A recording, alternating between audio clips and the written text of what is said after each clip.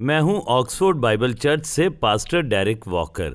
آج میں نئی سیریز کا آغاز کر رہا ہوں جس کا عنوان ہے مسیحی بنیادیں، اور اسے آپ کی مسیحی زندگی کو قائم کرنے کے لیے ترتیب دیا گیا ہے۔ آپ دیکھیں کہ بنیاد کسی بھی عمارت کا ایک اہم ترین حصہ ہوتا ہے۔ بنیاد کے بغیر عمارت تعمیر نہیں ہو سکتی، اور مستحکم بنیاد کے بغیر یہ ناممکن ہے۔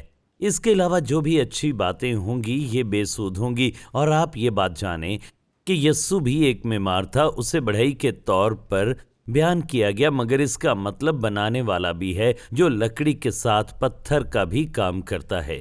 تو دراصل صحیح بنیاد پر عمارت تعمیر کرنے کی اہمیت میں بتاتا ہوں، اور آپ متی 7ویں باب میں دیکھیں، پس جو کوئی میری یہ باتیں سنتا اور ان پر عمل کرتا ہے وہ اس عقل مند آدمی کی مانند ٹھہرے گا جس نے چٹان پر اپنا گھر بنایا، اور میںہ برسا اور پانی چڑھا اور آندھیاں چلیں اور اس گھر پر ٹکریں لگیں، لیکن وہ نہ گرا کیونکہ اس کی بنیاد چٹان پر ڈالی گئی تھی۔ اور جو کوئی میری یہ باتیں سنتا ہے اور ان پر عمل نہیں کرتا وہ اس بیوقوف آدمی کی مانند ٹھہرے گا جس نے اپنا گھر ریت پر بنایا، اور میںہ برسا اور پانی چڑھا اور آندھیاں چلیں اور اس گھر کو صدمہ پہنچا اور وہ گر گیا اور بالکل برباد ہو گیا۔ اور میرا یہ ایمان ہے کہ اکثر ایماندار اپنی زندگی میں بنیاد قائم کرنے پر توجہ نہیں دیتے، وہ مخصوص تعلیمات کے پیچھے بھاگتے ہیں، اپنے گھروں کی آرائش کرنے کی کوشش کرتے ہیں، مگر وہ مضبوط بنیاد تعمیر نہیں کرتے، اور وہ اپنی زندگی پر ان کا اطلاق نہیں کر پاتے، اور وہ پانی پینے سے پہلے بہت زیادہ گوشت کھانا چاہتے ہیں۔ اور ضرورت اس امر کی ہے کہ ہم پہلی چیز کو پہلے نمبر پر رکھیں، اور اس سیریز کا مقصد بھی یہی ہے کہ آپ اپنی زندگی میں صحیح مقام پر مضبوط بنیاد رکھیں۔ اگر کچھ چیزیں صحیح نہیں ہو رہی تو شاید وہاں مناسب بنیاد موجود نہ ہو۔ عبرانیوں 5ویں باب میں دیکھیں، وہ یہاں پر یوں کہتا ہے، وقت کے خیال سے تو تمہیں استاد ہونا چاہیے تھا، مگر اب اس بات کی حاجت ہے کہ کوئی شخص خدا کے کلام کے ابتدائی اصول تمہیں پھر سے سکھائے، اور سخت غذا کی جگہ تمہیں دودھ پینے کی حاجت پڑ گئی، کیونکہ دودھ پیتے ہوئے کو راست بازی کے کلام کا تجربہ نہیں ہوتا، اس لیے کہ وہ بچہ ہے، اور سخت غذا پوری عمر والوں کے لیے ہوتی ہے جن کے حواس کام کرتے کرتے نیک و بد میں امتیاز کرنے کے لیے تیز ہو گئے ہیں۔ اور یہاں پر وہ کہتا ہے کہ دودھ کلام کے ابتدائی یا شروعاتی اصول ہوتے ہیں جنہیں ہماری زندگی میں پہلے قائم کرنے کی ضرورت ہوتی ہے۔ وہ بنیادی طور پر کہتا ہے کہ جب ہم دودھ کو عمل میں لاتے ہیں تو وہ کہتا ہے تمہیں اس کی مشق کرنے کی ضرورت ہے، اپنی زندگی پر اس کا اطلاق کرنا چاہیے۔ جب آپ ایسا کرتے ہیں تو پھر آپ مہارت حاصل کرتے ہیں، آپ راست کام کرنے میں مہارت پاتے ہیں اور پروان چڑھتے ہیں، اور جب آپ مناسب طریقے سے پروان چڑھتے ہیں تو پھر آپ سخت غذا کے لیے تیار ہوتے ہیں، اور پھر روحانی ترقی کی ضرورت ہوتی ہے، مگر آپ گھر کو نیچے سے اوپر بناتے ہیں، اس لیے آپ کو پہلے بنیادی تعلیمات یقینی بنانی ہوں گی جو کہ کلام کا دودھ ہے، اور پھر آگے بڑھیں۔ دیکھیں، میں ریاضی کا استاد تھا تو اس میں سب سے پہلے لوگوں کو گنتی کے بارے میں بنیادی اصول بتانے پڑتے ہیں، خصوصاً مکمل گنتی۔ پھر آپ انہیں جمع کرنا سکھاتے ہیں، پھر انہیں مشق کرنے کے لیے کہتے ہیں، اور پھر وہ اسے عمل میں لے کر آتے ہیں۔ پھر آپ اگلے درجے پر جاتے ہیں جو کہ تفریق ہے، پھر وہ اس کی مشق کرتے ہیں، اسے عمل میں لاتے ہیں، پھر وہ ضرب کے لیے تیار ہوتے ہیں، اور پھر تقسیم کے لیے، پھر باقی چیزوں کے لیے، مگر آپ اس عمل کو نظر انداز نہیں کر سکتے۔ آپ کو علم حاصل کر کے اس کی مشق کرنی ہوتی ہے جب تک کہ یہ آپ کے اندر بیٹھ نہ جائے۔ پھر آپ اگلے درجے پر جاتے ہیں۔ بہت سے مسیحی اپنی زندگی کی جمع تفریق کرتے ہیں، حتیٰ کہ وہ بنیاد کو نظر انداز کرتے ہیں۔ تو پھر وہ 6 باب میں یوں کہتا ہے، تاکہ وہ کچھ ابتدائی اصولوں کو بیان کر سکے، اور تصدیق کرتا ہے کہ یہ بنیاد ہیں ہماری زندگی کے لیے، یہ بنیادی تعلیمات ہیں۔ عبرانیوں 6 باب، پس آؤ مسیح کی تعلیم کی ابتدائی باتیں چھوڑ کر کمال کی طرف قدم بڑھائیں، اور مردہ کاموں سے توبہ کرنے اور خدا پر ایمان لانے کی، اور بپتسموں اور ہاتھ رکھنے اور مردوں کے جی اٹھنے اور ابدی عدالت کی تعلیم کی بنیاد دوبارہ نہ ڈالیں۔ تو آئیں ان بنیادی تعلیمات سے بھی پہلے دیکھیں کہ آخر بنیاد کیا ہے۔ غور کریں کہ یہ دراصل مسیح ہے۔ آپ غور کریں کہ یہ بنیاد کیا ہے؟ یہ بنیاد دراصل مسیح ہے۔ یاد رکھیں، اس نے کہا پترس سے، تو پترس ہے، مگر میں اس پتھر پر اپنی کلیسیا قائم کروں گا۔ ہم اسی بنیاد پر تعمیر ہوتے ہیں جو کہ دراصل مسیح ہے، وہ چٹان ہے۔ تو سب سے پہلے بنیاد ہے جسے ہم انجیل کہتے ہیں، اور یہ اس کی سمجھ ہے کہ دراصل یسوع کون ہے اور اس نے ہمارے لیے کیا کیا۔ اس نے ہمارے لیے اپنی محبت کا اظہار کیا جو اس نے ہمارے لیے کیا اپنی موت اور جی اٹھنے میں۔ مسیح ہی بنیاد ہے۔ پہلا کرنتھیوں 3:10 میں لکھا ہے، کیونکہ سوا اس نیو کے جو پڑی ہوئی ہے اور وہ یسوع مسیح ہے، کوئی شخص دوسری نہیں رکھ سکتا۔ تو بنیاد یسوع ہے جو اس نے کیا ہے، اور اس کا اعلان انجیل کرتی ہے۔ اس سب کا آغاز مسیح کو قبول کرنے سے ہوتا ہے۔ جب ہمیں انجیل سنائی جاتی ہے اور وہ بنیاد جو کہ مسیح ہے ہماری زندگی میں رکھی جاتی ہے، تو بائبل کا مرکزی پیغام دراصل خوشخبری ہے، اور یہ داخلے کے معیار کا پیغام ہے۔ یہ ہمیں بتاتا ہے کہ یہ راستہ ہے جس کے ذریعے ہم خدا کے ساتھ راست ہو سکتے ہیں، خدا کے ساتھ صلح رکھ سکتے ہیں، اور اس کی کثرت کی ابدی زندگی پا سکتے ہیں، اور خدا کے ساتھ ہمیشہ کے لیے آسمان پر رہ سکتے ہیں۔ یہ ایک عظیم خوشخبری ہے۔ جب آپ مسیح کی انجیل اور اس کے فضل کو سمجھتے اور سنتے ہیں اور خدا کے مقررہ طریقے سے اس کا جواب دیتے ہیں، پھر بائبل آپ کے لیے ایک عظیم کتاب بن جاتی ہے۔ مسیحی زندگی قابل تقلید ہوتی ہے۔ انجیل خدا کی بادشاہی میں داخلے کا دروازہ ہے۔ آپ کو خود کو فروتن کر کے اس دروازے سے گزرنا ہوگا جسے انجیل نے بیان کیا ہے، پھر باقی سب باتیں آپ پر ظاہر ہوں گی۔ آج میں بتانا چاہتا ہوں، سب سے پہلے یہ یقینی بنائیں کہ آپ انجیل کو سمجھیں اور اس کے لیے صحیح رد عمل کا اظہار کریں۔ دوسری بات، آپ دوسروں کے ساتھ انجیل کی شراکت کر سکیں، جس کے لیے ہم ایمانداروں کو بلایا گیا ہے۔ میں نے دیکھا کہ بہت سے لوگ جو خود کو مسیحی کہتے ہیں، وہ کبھی شخصی طور پر انجیل کا جواب نہیں دیتے، اور اس کے نتیجے میں وہ برائے نام مسیحی ہیں، وہ خدا کی بادشاہی سے باہر رہتے ہیں۔ تو ہمیں خود کو دیکھنے کی ضرورت ہے کہ یقینی بنائیں کہ ہم خدا کے تقاضے کا جواب دے رہے ہیں۔ تو خدا کے کلام میں انجیل سے بڑھ کر کچھ بھی اہم نہیں۔ امثال 14:12 میں لکھا ہے، ایسی بھی راہ ہے جو انسان کو سیدھی معلوم ہوتی ہے، پر اس کی انتہا میں موت کی راہیں ہیں۔ تو انسان یہ سوچتا ہے کہ آسمان پر جانے کے بہت سے راستے ہیں، جیسے کہ نیک اعمال سے، 10 احکام پر عمل کرنے سے، سنہری اصول پر عمل کرنے سے، لوگوں سے اچھا سلوک کرنے سے، کسی کو تکلیف نہ دینے سے، جرم نہ کرنے سے، اپنے خیال میں دوسروں سے بہتر ہونے سے، چندہ دینے سے، مذہبی ہونے سے، مخلص ہونے سے۔ اور جیسے کوئی سوچتا ہے کہ میں عمومی طور پر اچھا ہوں، میں نے زندگی میں کچھ لوگوں کی مدد کی ہے، اس لیے یقیناً میں آسمان پر جاؤں گا۔ مگر ان سب طریقوں سے مسئلہ یہ ہے کہ ہم خود پر انحصار کرتے ہیں۔ ہم میں سے کوئی بھی کامل نہیں، ہم ہمیشہ تمام اصولوں پر کاربند نہیں رہ سکتے، ہم سب ناکام ہوتے ہیں۔ تو کوئی بھی کیسے یقین کر سکتا ہے کہ ہم نے آسمان پر جگہ پانے کے لیے کافی کام کیا؟ دراصل جتنی زیادہ آپ کوشش کرتے ہیں، اتنا زیادہ آپ کو احساس ہوتا ہے کہ آپ کتنا زیادہ ناکام ہوتے ہیں۔ اگر آپ جان لیتے ہیں کہ آپ کامل نہیں اور آپ آسمان پر ابدی زندگی پانے کے لیے پر یقین نہیں، تو پھر تیار رہیں بہترین خبر سننے کے لیے جو آپ نے کبھی نہ سنی ہو، کہ آسمان اور ابدی زندگی ایک مفت تحفہ ہے۔ گناہ کی مزدوری موت ہے، مگر ابدی زندگی ہمارے خداوند یسوع مسیح میں مفت انعام ہے۔ خدا آپ کے لیے ایک عظیم ابدی اور خوبصورت تعلق چاہتا ہے۔ وہ چاہتا ہے کہ ہم اس کی کثرت کی زندگی اور محبت کا تجربہ پائیں ہمیشہ کے لیے۔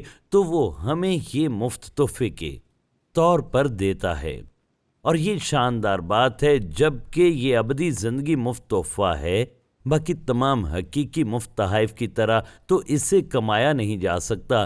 ہم خود سے اس کے حقدار نہیں ٹھہر سکتے۔ کسی کی شخصی کوشش، اچھے کام، مذہبی کام آسمان پر اس کے لیے جگہ نہیں خرید سکتے۔ اور بائبل بتاتی ہے، کیونکہ تم کو ایمان کے وسیلے سے فضل ہی سے نجات ملی ہے، اور یہ تمہاری طرف سے نہیں، خدا کی بخشش ہے، اور نہ اعمال کے سبب سے، تاکہ کوئی فخر نہ کرے۔ تو اگر ہم اپنے اچھے کاموں پر انحصار کرتے ہیں، تو خدا کہتا ہے ہمارے فخر کرنے کی کوئی بنیاد نہیں، کیونکہ یہ ایک بخشش ہے جو ہم پاتے ہیں۔ آپ فرض کریں آپ کا ایک اچھا دوست ہو اور اس کی محبت میں آپ اسے انتہائی قیمتی چیز دیتے ہیں، شاید کوئی نئی کار یا خوبصورت زیورات۔ وہ آپ کو دیکھے اور کہے اور وہ کچھ پیسے نکالے اور کہے یہ لو، یہ اس کی قیمت ہے، تو آپ کو کیسا لگے گا؟ دیکھیں، آپ یقیناً بے عزتی محسوس کریں گے، کیونکہ آپ نے تو تحفہ دیا ہے، یہ آپ نے محبت میں کیا ہے اور وہ اس کے لیے کچھ قیمت ادا کرنا چاہتا ہے۔ لیکن اگر آپ اس کی قیمت لے لیتے ہیں تو پھر یہ تحفہ نہیں رہتا۔ کسی تحفے کی قیمت کوئی ادا نہیں کر سکتا، اور اس لیے یہ مفت ابدی زندگی ہے، آپ اس کی قیمت نہیں دے سکتے۔ خدا کسی بھی قیمت سے انکار کرتا ہے، کیونکہ خدا ہمیں بخشش کے طور پر یہ دیتا ہے، اور اس کی قیمت ادا کرنے کی کوشش کرنا حد تک آمیز ہے۔ ہم کسی بھی صورت میں اس کی قیمت ادا نہیں کر سکتے۔ تو بائبل بتاتی ہے کہ ہم سب نے گناہ کیا ہے، سب نے گناہ کیا اور خدا کے جلال سے محروم ہیں۔ ہم سب خدا کی نظر میں دراصل گناہگار ہیں۔ ہمارا اپنا تجربہ اور شعور یہ بتاتا ہے کہ ہم اپنے ہی معیار پر زندگی بسر کرنے میں ناکام رہتے ہیں۔ خدا کا معیار تو ہمارے معیار سے کہیں زیادہ بلند ہے۔ خدا کا معیار کاملیت ہے۔ اکثر ہم گناہ سے متعلق بات نہیں کرتے۔ گناہ ہر وہ چیز ہے جو ہمیں خدا کو خوش کرنے یا اس کے معیار سے محروم رکھتی ہے، جو اس کی شریعت کو پورا کرنا ہے، اور اس کی شریعت یہ ہے کہ ہم پورے دل سے اس سے محبت کریں اور اپنے پڑوسی سے اپنی مانند محبت رکھیں۔ تو جب ہم ایسا نہیں کرتے تو ہم گناہ کرتے ہیں۔ گناہ محض جرائم نہیں جن پر ہم کو جیل بھیجا جائے، جیسے کہ آپ نے کوئی قتل کیا ہو یا پھر ڈکیتی ہو۔ دراصل ہر خود غرضانہ عمل گناہ ہوتا ہے جس سے دوسروں کو تکلیف پہنچے۔ کچھ عملی گناہ بھی ہیں، جیسے کہ دھوکہ دینا، خود پر اختیار کھو دینا، لالچ، چوری، بد اخلاقی، اور پھر لفظی گناہ ہیں، جیسے جھوٹ بولنا، غیبت کرنا، لعنت کرنا، قسم اٹھانا، اور پھر سوچ کے بھی گناہ ہیں، جیسے کہ لالچ ہے، غرور، بری سوچ، نفرت، اور پھر کچھ ایسے کام ہیں جو ہمیں کرنے کے لیے کہے گئے مگر ہم نہیں کرتے، یہ بھی گناہ ہے، جیسے کہ اپنے پڑوسی سے اپنی مانند محبت کرنا، اور پھر ہم خدا سے محبت کرنے اور اس کی عبادت کرنے میں ناکام رہتے ہیں، جو کہ کرنی چاہیے۔ تو یہ واضح ہو جائے گا کہ ہم سب نے گناہ کیا۔ یہ نہ کہیں کہ آپ کامل ہیں، آپ نے کبھی گناہ نہیں کیا۔ ہم سب نے گناہ کیا ہے اور ہم گناہ آلود فطرت رکھتے ہیں۔ ہم ابدی زندگی کا حق نہیں رکھتے، کوئی نہیں رکھتا۔ فرض کریں آپ فرشتہ ہیں اور آپ دن میں 3 گناہ کرتے ہیں، 3 غلط سوچیں، 3 غلط الفاظ، 3 کام آپ نہیں کرتے جو آپ کو کرنے چاہیے، اور سال میں یہ ہزاروں تک پہنچ جاتے ہیں، اور آپ کی پوری زندگی میں 70 یا 80 ہزار گناہ ہو جائیں گے۔ فرض کریں کہ آپ عدالت میں ہوں اور آپ پر 70 یا 80 دفعات لگی ہوں، تو آپ مشکل میں ہوں گے۔ تو چونکہ انسان گناہ گار ہے، یعنی ہم خود کو نہیں بچا سکتے، ہمارے پاس کچھ نہیں، ہم خود کو نہیں بچا سکتے۔ نہ اچھے اعمال ہیں، نہ اقدار ہیں، نہ مذہبی رسومات، نہ خدا کو متاثر کرنے کی کوشش آپ کو آسمان پر لے جا سکتی ہے۔ آپ آسمان پر جانے کی قیمت ادا نہیں کر سکتے۔ چرچ کی رکنیت آپ کو آسمان پر نہیں لے جا سکتی۔ اگر آپ اپنے نیک اعمال سے خود کو بچانا چاہتے ہیں تو سوچیں کہ آپ کتنے اچھے ہو سکتے ہیں کہ خدا کے معیار پر پورا اتریں، کیونکہ خدا کا ایک ہی معیار ہے اور وہ ہے کاملیت۔ متی کی انجیل میں مرقوم ہے، 5:48 میں مرقوم ہے، پس چاہیے کہ تم کامل ہو جیسا تمہارا آسمانی باپ کامل ہے۔ خدا کامل محبت رکھتا ہے، اور خدا کا معیار کاملیت ہے، اور وہ کاملیت کا تقاضا کرتا ہے، مگر ہمارا اس معیار پر پورا اترنا ناممکن ہے۔ ہم خود کو نہیں بچا سکتے۔ یعقوب 2:10 میں مرقوم ہے، کیونکہ جس نے شریعت پر عمل کیا اور ایک ہی بات میں خطا کی، وہ سب باتوں میں قصوروار ٹھہرا۔ صرف ایک گناہ آپ کو مکمل طور پر قصوروار بنا سکتا ہے۔ ہمارے اسکول کے دنوں میں اور امتحانات میں اگر آپ 50% سے زیادہ نمبر لیتے تھے تو کامیاب ہو جاتے تھے۔ کچھ لوگوں کا خیال ہے میں جانتا ہوں کہ میں کامل نہیں، اور اگر میں 50% سے زیادہ نمبر لے لیتا ہوں تو خدا مجھے آسمان پر لے جائے گا۔ ہم سوچتے ہیں کہ خدا کامیاب ہونے کے لیے بہت کم معیار رکھتا ہے۔ دراصل آپ دیکھیں، خدا کے نزدیک کامیابی کا ایک ہی معیار ہے، اور وہ ہے 100% نمبر لینا۔ میں شاید 5 یا 10% لے لوں، آپ اگر اچھے ہوں تو 20% یا 30 یا 70% لے لیں، اس سے کوئی فرق نہیں پڑتا، آپ ناکام ہیں۔ کیونکہ دیکھیں، خدا کے نزدیک کامیابی کا معیار 100% ہے، اور خدا نے، آپ دیکھیں کہ پہاڑی واز میں بالکل واضح کر دیا کہ خدا کو آپ کی ظاہری کامل کارکردگی میں دلچسپی نہیں، وہ آپ کے دل کی کاملیت چاہتا ہے۔ آپ کے دل کا رویہ بھی اس کے سامنے کامل ہونا چاہیے۔ اور کون یہ کہہ سکتا ہے؟ گلتیوں 3:10 میں مرقوم ہے، کیونکہ جتنے شریعت کے اعمال پر تکیہ کرتے ہیں وہ سب لعنت کے ماتحت ہیں۔ تو اگر آپ شریعت پر عمل کرنے سے خود کو راست باز ٹھہرانے کی کوشش میں ہیں تو دیکھیں، اگر آپ نے ایک بھی اصول کھو دیا کسی ایک موقع پر تو آپ لعنت کے ماتحت ہیں، آپ کی پھر عدالت ہوگی۔ آپ اس طرح خود کو خدا کے سامنے راست باز نہیں ٹھہرا سکتے۔ ایک اور مثال دیکھیں، فرض کریں کہ کوئی سمندر میں تیرنے کی کوشش کرتا ہے۔ کچھ لوگ اچھے تیراک ہوتے ہیں اور وہ شاید 10 یا 20 میل تک چلے جائیں، کچھ شاید کچھ میٹر تک ہی جا سکیں۔ اس سے فرق نہیں پڑتا کہ آپ کتنے میل تک جاتے ہیں، راستہ ہزاروں میل لمبا ہے۔ کوئی تیراک اس فاصلے کو طے نہیں کر سکتا۔ تو ہمارے اور خدا کے درمیان اور ہمارے اور آسمان کے درمیان فاصلہ اتنا زیادہ ہے کہ کوئی بھی اس فاصلے کو طے کرنے کے قابل نہیں ہو سکتا۔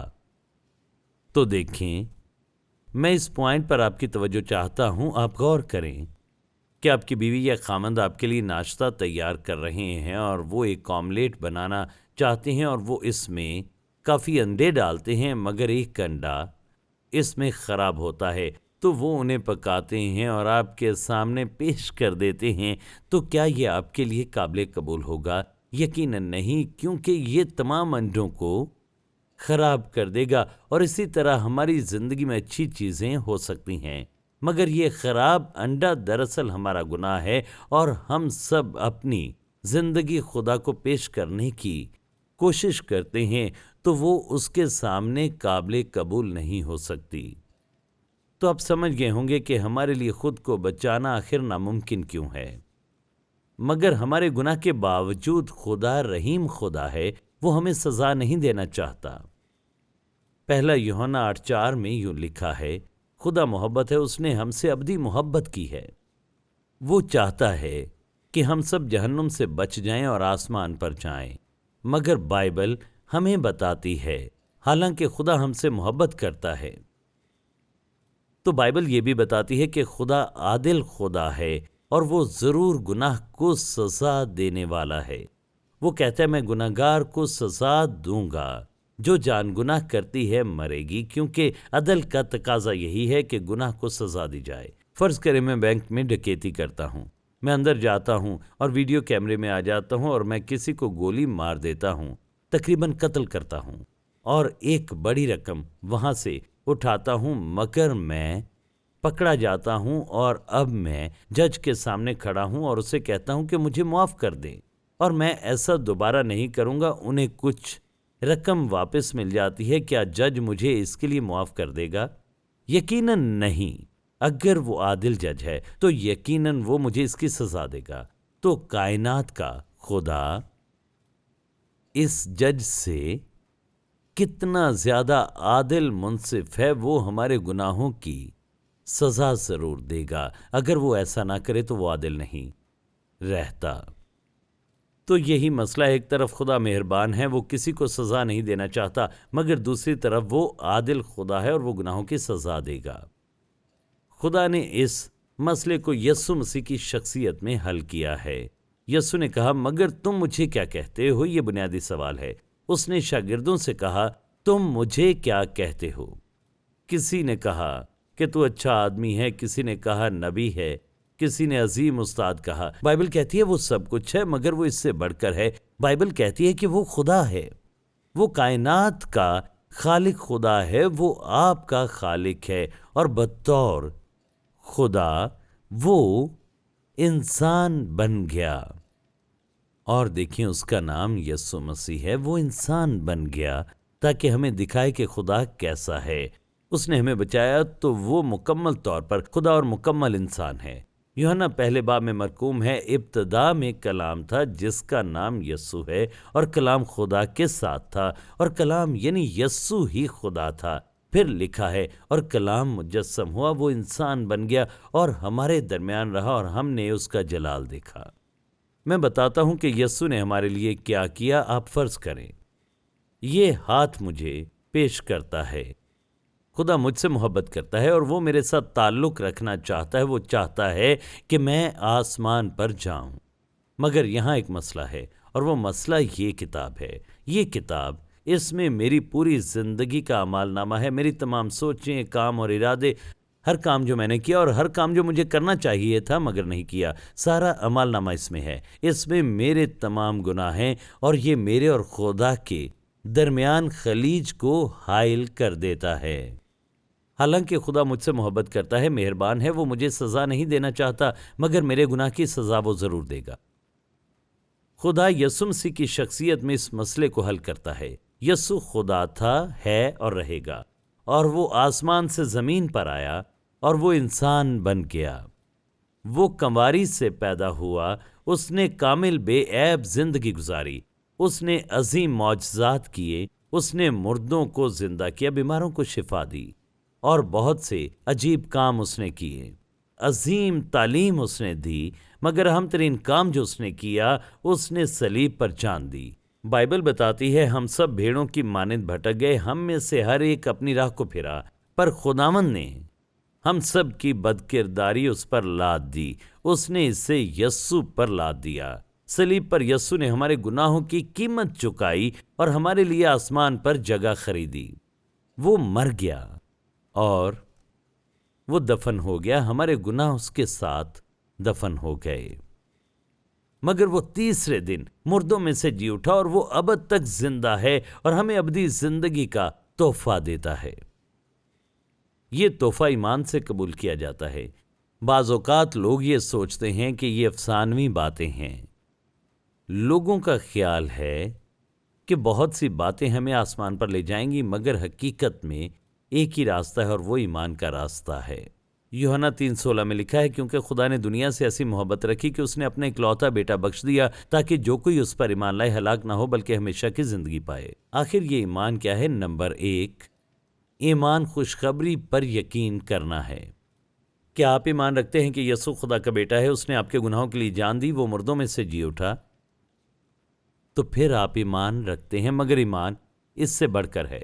ایمان عقلی سمجھ سے بڑھ کر ہے کہ حقیقت پر یقین کیا جائے۔ ایمان آپ کی مرضی سے بھی تعلق رکھتا ہے، اس کا تعلق خدا پر بھروسہ کرنے سے ہے۔ بچانے والا ایمان ابدی زندگی کے لیے صرف یسوع مسیح پر بھروسہ رکھنا ہے۔ آپ دیکھیں اعمال 16:31 میں مرقوم ہے، خداوند یسوع پر ایمان لا تو اور تیرا گھرانہ نجات پائے گا۔ تصور کریں کہ ایک کرسی ہے اور آپ اس پر بیٹھے نہیں بلکہ آپ کھڑے ہیں۔ بھلے آپ مانیں کہ یہ کرسی موجود ہے، مگر وہ آپ کو تھامے گی نہیں۔ یہ آپ کو تبھی تھامے گی جب آپ اس پر بیٹھنے کے ذریعے اپنا مکمل بھروسہ اس پر رکھیں گے۔ یہ ایمان کی ایک تصویر ہے، اس کرسی پر بھروسہ کرنا کہ وہ آپ کو تھامے گی، اور یہ بچانے والا ایمان ہے۔ آپ کو اپنا بھروسہ خود پر سے یسوع پر منتقل کرنا ہے اور اس پر بھروسہ رکھنا ہے کہ وہ آپ کو بچائے گا اور آپ کو ابدی زندگی عطا کرے گا۔ ایمان مانگنے والے ہاتھ کی طرح ہے جو بڑھ کر مسیح سے اپنا تحفہ پاتا ہے۔ تو یہ وہ انجیل ہے جو شاندار پیشکش کرتی ہے جو خدا آپ کو دیتا ہے۔ مفت تحفے کے طور پر ابدی زندگی وہ آپ کو دیتا ہے۔ کیا آپ ہمیشہ کی زندگی کا تحفہ قبول کرتے ہیں؟ اگر کرتے ہیں تو میں بتاتا ہوں کہ کیسے۔ میں اس کی وضاحت کرتا ہوں، کیونکہ اس کا مطلب مکمل بھروسہ مسیح پر رکھنا ہے، اسے اپنے دل میں قبول کرنا ہے، اسے اپنا خداوند اور نجات دہندہ ماننا ہے۔ وہ کہتا ہے، دیکھ میں دروازے پر کھڑا کھٹکھٹاتا ہوں، اگر کوئی میری آواز سن کر دروازہ کھولے گا تو میں اس کے پاس اندر جا کر اس کے ساتھ کھانا کھاؤں گا اور وہ میرے ساتھ۔ ایمان یسوع کو قبول کرنا ہے کہ وہ آپ کا نجات دہندہ ہے۔ وہ آپ کے دل میں آتا ہے اور آپ کے تمام گناہ معاف کرتا ہے اور آپ کو ابدی زندگی دیتا ہے۔ وہ آتا اور آپ کا خداوند بنتا ہے کیونکہ وہ خدا ہے۔ وہ آپ کے دل کے تخت پر بیٹھتا ہے اور آپ اپنا دل اس کے تابع کرتے ہیں، آپ اسے اپنا خداوند اور نجات دہندہ قبول کرتے ہیں، اور بائبل یہ بتاتی ہے کہ جو اسے خداوند قبول کرتا ہے نجات پائے گا، اور ہمیں یسوع کو قبول کرنا ہے اور اسے ہی پکارنا ہے اور اس سے کہنا ہے کہ وہ آپ کو بچائے، اور وہ ایسا کرے گا۔ میرے ساتھ مل کر یہ دعا کریں اور اسے اپنی دعا بنائیں۔ اے آسمانی باپ، میں تیرے پاس آتا ہوں، میں اقرار کرتا ہوں میں گناہ گار ہوں اور خود کو نہیں بچا سکتا۔ تیری محبت کے لیے تیرا شکر ہو، اور تو نے یسوع کو بھیجا کہ میرے گناہوں کے لیے جان دے۔ یسوع، میں ایمان لاتا ہوں کہ تو خدا کا بیٹا ہے، تو نے میرے لیے صلیب پر جان دی، میرے گناہوں کی قیمت چکائی، اور تو تیسرے دن جی اٹھا۔ خداوند یسوع، میں تجھے دعوت دیتا ہوں کہ میرے دل میں آ۔ میں تجھے اپنا نجات دہندہ اور خداوند قبول کرتا ہوں اور ابدی زندگی کا تحفہ قبول کرتا ہوں۔ میرے تمام گناہ معاف فرما اور مجھے نیا بنا دے۔ میں اپنی زندگی تجھے دیتا ہوں اور اپنے ابدی مستقبل کے لیے تجھ پر مکمل بھروسہ کرتا ہوں۔ خداوند، مجھے بچانے کے لیے تیرا شکر ہو، آمین۔ اگر آپ ہمارے کسی بھی پروگرام کی DVD میں دلچسپی رکھتے ہیں تو یہ آپ کے لیے دستیاب ہے محض 5 پاؤنڈ میں، اور آپ ایک سے زیادہ DVDs کا بھی آرڈر دے سکتے ہیں۔ ہم آپ کو سابقہ تمام پروگرام دے سکتے ہیں۔ اس کے علاوہ یہ YouTube پر بھی دستیاب ہیں، مگر آپ پروگرام کے لیے اپنی DVD بھی لے سکتے ہیں۔ چرچ آفس میں فون کریں اور اس کا آرڈر کریں، اور اگر آپ کو زیادہ پروگرامز درکار ہیں تو یہ بھی آپ کے لیے ہمارے پاس دستیاب ہیں۔ ہمیں دیکھنے کے لیے شکریہ۔ آپ مزید تعلیمات آکسفورڈ بائبل چرچ اور روکو چینل پر حاصل کر سکتے ہیں، اور ڈیرک واکر کے YouTube چینل پر بھی۔ اور آپ ہمارے ساتھ اتوار کی عبادت میں بھی شامل ہو سکتے ہیں، صبح 11 بجے اور شام 6 بجے۔ چینی اسکول، ہیڈنگٹن، آکسفورڈ، OX3 7QH۔ آپ CDs، DVDs، کتابیں اور دوسری چیزیں آن لائن آرڈر کر سکتے ہیں www.oxfordbiblechurch.co.uk، اور کال بھی کر سکتے ہیں 018655 15086۔ Shekinah Bible Ministries were founded by Dr. Tahira Salim and Reverend Dr. Asher Salim on 27th October 1998. The foundation of organization was laid by Reverend Dr. Shahid Siraj Deen, who was called home by God on 14th Feb 1998. The organization commenced its working through Bible Institute and then by the grace of God developed following establishments: Shekinah Bible Church, Shekinah Sunday School, Shekinah Movie Society, Shekinah Messaging Services, Shekinah Adult Youth, Daughters of Shekinah, Shekinah Bible Institute, Shekinah News, Shekinah Medical Camp, Shekinah EMAC.